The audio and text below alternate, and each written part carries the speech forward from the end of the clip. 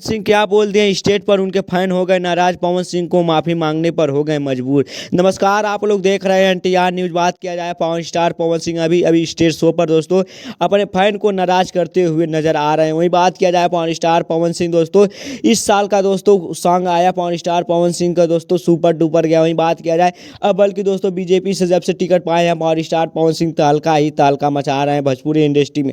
वहीं बात किया जाए बॉलीवुड के एक्टर हिंदी के एक्टर दोस्तों अब बल्कि दोस्तों भोजपुरी के एक्टर भी हैरान हो चुके हैं पवन स्टार पवन सिंह का अब क्या नया रिकॉर्ड करने वाले। वहीं बात किया जाए पवन स्टार पवन सिंह का कहना है जो मैं भोजपुरी में दोस्तों लकीर खींच देता हूँ वो लकीर पर लोग चलते हैं रेंगते हैं। वहीं बात किया जाए पवन स्टार पवन सिंह अब बल्कि दोस्तों बीजेपी से टिकट पा भी चुके हैं दोस्तों आरा से लड़ने वाले हैं चुनाव, क्योंकि पवन स्टार पवन सिंह दोस्तों आरा से उनका कहना है मैं आरा से धरती से जीतूंगा चुनाव मेरा दिल कहता है। वहीं बात किया जाए पवन स्टार पवन सिंह अब बीजेपी से ही लड़ेंगे क्योंकि भाई साहब पवन स्टार पवन सिंह दोस्तों एक बहुत बड़े एक्टर मानते हैं। वहीं बात किया जाए भोजपुरी के सुपर डुपर हीरो माना जाता है पवन स्टार पवन सिंह। वहीं बात किया जाए दोस्तों फैन भी नाराज हो चुके हैं पवन स्टार पवन सिंह से क्योंकि भाई साहब इस साल में दोस्तों पवन स्टार पवन सिंह ना गाना लेकर आ रहा है ना कोई फिल्म लेकर आ रहा है दोस्तों, बल्कि दोस्तों यह बिजी हो चुके हैं चुनाव के मामले में।